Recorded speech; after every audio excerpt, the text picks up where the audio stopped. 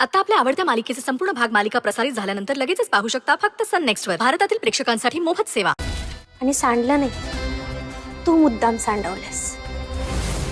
आणि मला माहित होतं तू हे करणारच आहेस. काय झालंय सई? मामीशी असं का बोलतीयस? आई, तुला माहित नाही मामी काय करणार होती ते? काय करणार होती ती?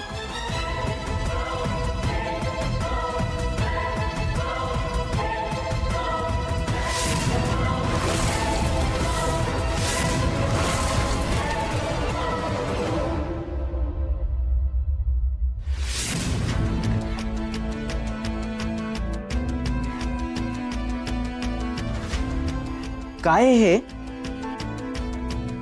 मामी, काय मिक्स केलंयस तू ताकात? मामीने काय मिक्स केलंय ते माहित नाहीये, पण जर का हे ताक आई प्यायली असती ना तर आईच्या जीवाला धोका निर्माण झाला असता. काय? नाही नाही, अगं वहिनी असं का करेल? आई, मामी स्वार्थासाठी काहीही करू शकते नाही का? काय बोलतीयस तू? हा, काय बोलतीयस? मी आणि स्वार्थी? मी स्वार्थी असते ना तर लहानाचं मोठं होऊ दिलं नसतं तुम्हाला माझ्या घरात. विसरलात वाटतं? हा, विसरलीस? मामी, तुझ्याकडे बोलायला काही नसलं ना तर तू आमच्यावर किती उपकार केलेत ना हे प्रत्येक वेळेस ऐकून दाखवतेस. नाही माहिती आम्हाला, तू आमच्यासाठी खूप काही केलंयस, आम्हाला सांभाळलंयस, लहानाचं मोठं केलंयस, पण याचा अर्थ तू आमच्या जीवाशी खेळशील असं नाही होत ना. आणि आईला का त्रास देतेस तू? तिने काय बिघडवलंय तुझं? ती या घरात राहते, घरातली सगळी कामं करते, तुझी बोलणी ऐकून घेते. ही आहे ना म्हणून घर चालतंय तुझं, आणि तू तिच्या जीवावर उठलीयस. ए, तोंड सांभाळून बोला. मी काही कुणाच्या जीवावर उठलेली नाहीये. काहीतरी उलट सुलट बोलतीयस वाटेल तसं. उगाच वाटेल ते नाही बोलत आहे.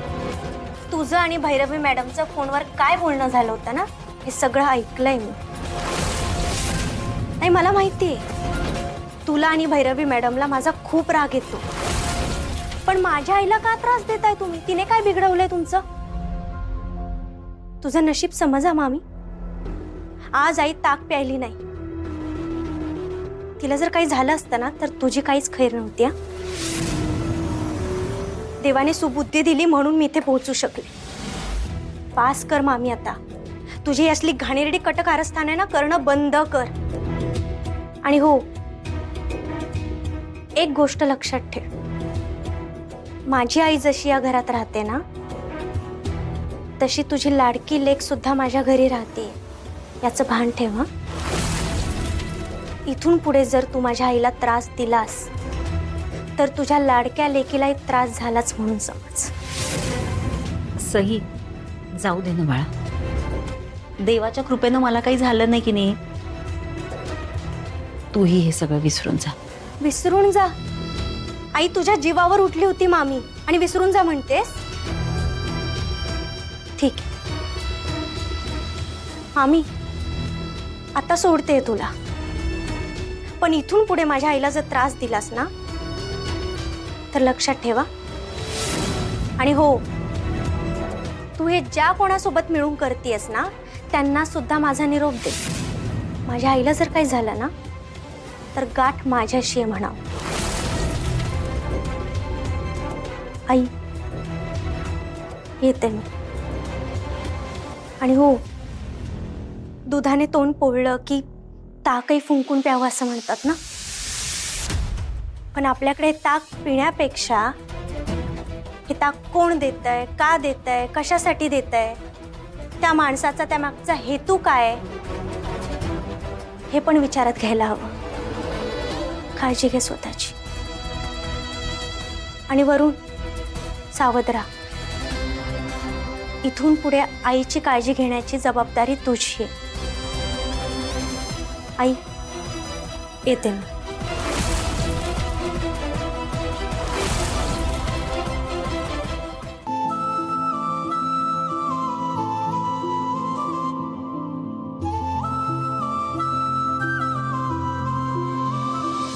हॅलो.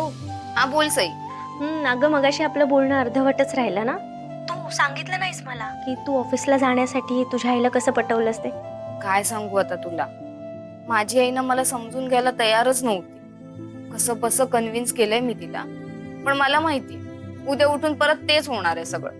अगं असं नाहीये. एक गोष्ट लक्षात ठेवा, आपल्यावर जर सगळ्यात जास्त जर कोणी प्रेम करत असेल ना तर ती फक्त आपली आई असते. भले ती आता तुझ्यावर चिडचिड करत असेल, तुला रागवत असेल, पण त्यामागे तिला वाटणारी काळजी समजून घे ना जरा. हो सई, तिने सुद्धा माझ्या बाजूने विचार करायला हवा ना. तसं नाहीये ग, करत असतील त्या. आणि कधी कधी काय होतं माहितीये का, आपण आपल्याच लोकांना समजून घ्यायला कुठेतरी कमी पडतो. आता तुला असं वाटतंय ना की त्या तुला समजून घेत नाहीये, तसं त्यांनाही वाटत असेल ना की तू त्यांचं म्हणणं ऐकत नाहीयेस म्हणून. हे बघ, आता त्या रागात आहेत, त्यामुळे तू त्यांना कितीही सांगितलं तर त्यांना नाही कळणार, बरोबर? थोडा वेळ जाऊ दे ना, त्यांना शांत होऊ दे, मग त्यांना समजून सांग. त्या नक्की समजून घेतील तुला.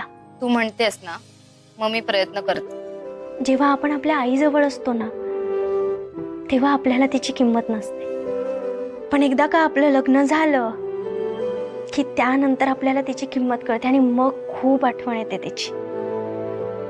आणि हो ऐक, तू तुझ्या आईवर अजिबात चिडू नको. त्या कितीही चिडल्या ना तर तू त्यांना समजून घे आणि प्रेमाने वाग त्यांच्याशी, ठीक आहे? हो ग. चल मी ठेवते आता. Bye. Okay, bye bye.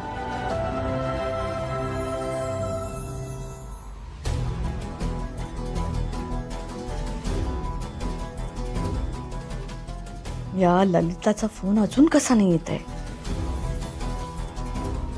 Ma'am तुम्ही अजिबात टेन्शन घेऊ नका. मॉमने ना आतापर्यंत हे काम 100% पार पाडलं असणार. फोन नाही केला तर आपल्याला कळणार कसं? मॉमने आपल्याला फोन करून ऑलरेडी सांगितलंय ना की ताकामध्ये औषध घालून तिने ऑलरेडी आपल्याला दिलंय. ही ललिता ना प्रत्येक काम अर्थवट करते. उगाच नाही मूर्ख म्हणत मी तिला. नाहीतर एक काम करूया का, मीच मॉमला कॉल लावते.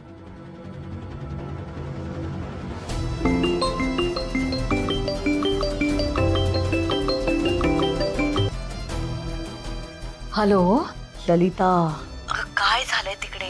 काही सांगशील की नाही? हॅलो, काय झालंय? अगं बोलशील का? दातखिळ बसली का तुझी? बोल ना पटकन. हे बघ ललिता, माझे पेशन्स टेस्ट करू नकोस. जे काही घडलंय ते पटकन सांग.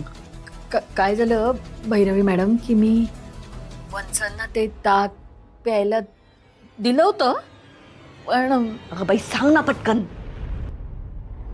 काय झालं ना, ते